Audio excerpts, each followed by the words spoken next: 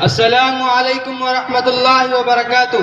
وعلیکم السلام ورحمۃ اللہ وبرکاتہ۔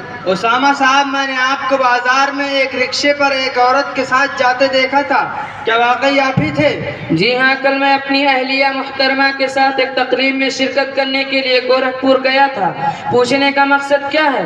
پوچھنے کا مقصد یہ ہے کہ آپ جیسے مسلمان، جس کا گھرانہ شریف، جس کا خاندان شریف، آپ جیسوں کے ہاں ایسے اوریانی اور بے حیائی کہ جس کو دیکھ کر سرشرم سے جھک جائے، افسوس صد افسوس۔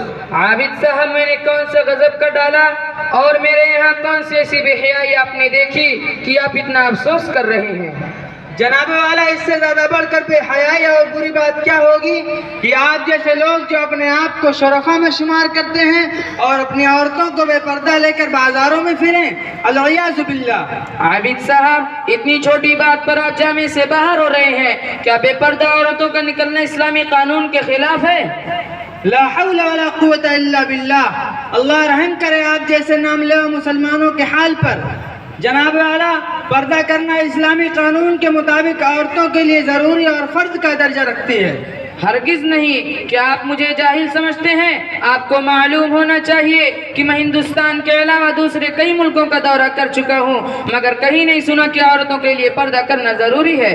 میں یہ سمجھتا ہوں کہ عورتوں کو پردہ کرنا غیر ضروری بلکہ مضر ہے۔ آج کی ترقی پذیر دنیا میں عورتوں کے لیے پردے میں مقید کرنا جیل خانے میں بند کرنے کے مترادف ہے اور اس پر کھلا ہوا ظلم ہے۔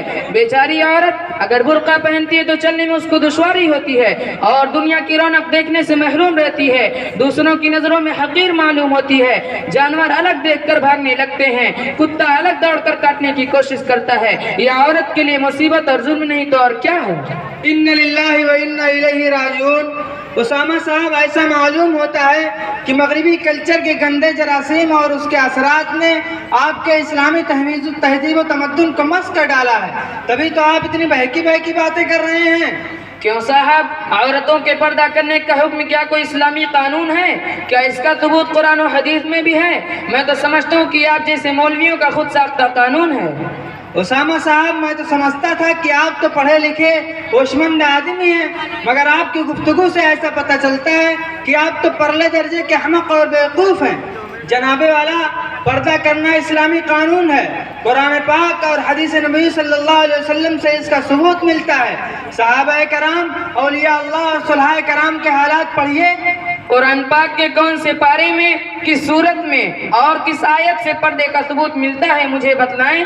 پڑھیے 18واں پارہ، سورہ نور کی آیت نمبر 30۔ اللہ جل شانہ ارشاد فرماتا ہے، وَقُلْ لِلْمُؤْمِنَاتِ يَغْضُضْنَ مِنْ أَبْصَارِهِنَّ وَيَحْفَظْنَ فُرُوجَهُنَّ وَلَا يُبْدِينَ زِينَتَهُنَّ إِلَّا مَا ظَهَرَ مِنْهَا وَلْيَضْرِبْنَ بِخُمُرِهِنَّ عَلَى جُيُوبِهِنَّ۔ اے نبی صلی اللہ علیہ وسلم، اپنی مومن عورتوں سے کہہ دیجئے کہ اپنی نگاہیں نیچی رکھیں، اپنی عصمت کی حفاظت کریں اور اپنی زیبائش کو ظاہر نہ کریں سوائے اس زیبائش کے جو خود بخود ظاہر ہو جائے، اور اپنے سینوں پر الہنیاں ڈال لیا کریں۔ اور دوسری جگہ سورہ احزاب میں اللہ تعالیٰ ارشاد فرماتا ہے، یا ایھا النبی قل لأزواجک وبناتک ونساء المؤمنین یدنین علیہن من جلابیبہن ذالک ادنی ان یعرفن فلا یؤذین۔ اے نبی صلی اللہ علیہ وسلم، مومن عورتوں سے کہہ دیجئے اور اپنی بہوؤں اور بیٹیوں سے کہہ دیجئے کہ اپنی چادروں کے گھونگھٹ ڈال لیا کریں، اس سے توقع کی جاتی ہے کہ وہ پہچانی جائیں اور ان کو ستایا نہ جائے۔ قرآن کریم کا یہ کھلا ہوا چیلنج آج سے 1400 سال پہلے سے اعلان کر رہا ہے، اور آپ سو رہے ہیں اور پوچھ رہے ہیں کہ پردے کا ثبوت قرآن کی کون سی سورت اور کس آیت سے ثابت ہے؟ ارے صاحب، آپ لوگ تو ہر بات میں انا للہ استغفر اللہ پڑھنا شروع کر دیتے ہیں، دور اندیشی سے کام لیتے ہی نہیں۔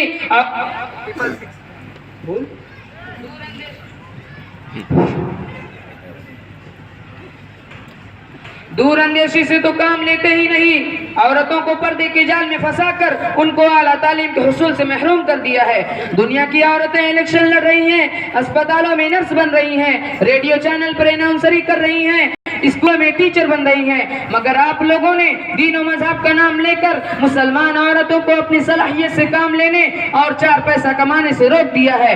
حدیث شریف میں آتا ہے، اللہ کے رسول صلی اللہ علیہ وسلم نے فرمایا، طلب العلم فریضۃ علی کل مسلم و مسلمہ، کہ علم کا طلب کرنا جس طرح مردوں کے لیے ضروری ہے اسی طرح عورتوں کے لیے بھی ضروری ہے۔ یہ حدیث آپ لوگوں کی نظروں سے اوجھل ہے یا اس کو چھپا کر باتیں کرتے ہیں؟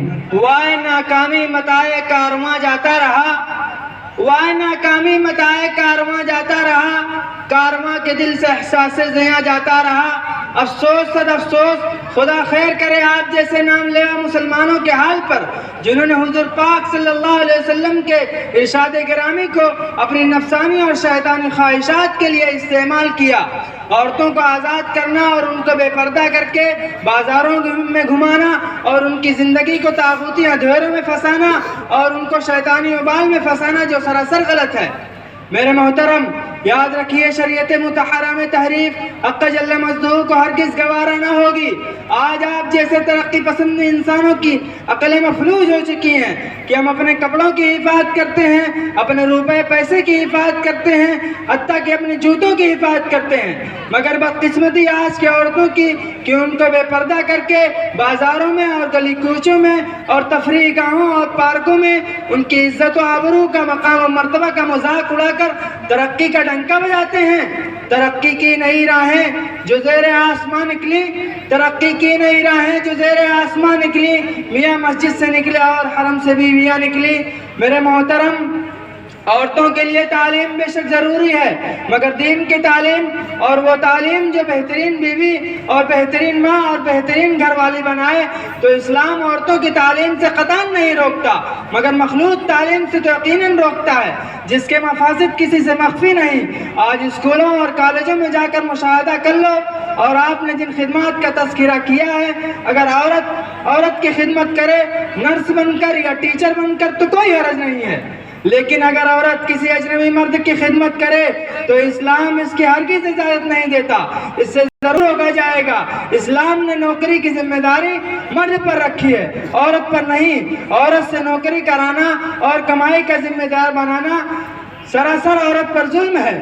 قرآن میں فرمایا گیا وَعَلَى الْمَوْلُودِ لَهُ رِزْقُهُنَّ وَكِسْوَتُهُنَّ بِالْمَعْرُوفِ، اور دوسری جگہ فرمایا گیا الرِّجَالُ قَوَّامُونَ عَلَى النِّسَاءِ۔ اس کے علاوہ اگر کوئی عورت خود کمائی کرنے لگے تو وہ شوہر سے مستغنی ہو جائے گی اور وہ اس کی اطاعت چھوڑ دے گی، اور اس سے النساء قوامات علی الرجال کا مفہوم صادق آنے لگے گا، جو قرآن کے مفہوم کے بالکل خلاف ہے۔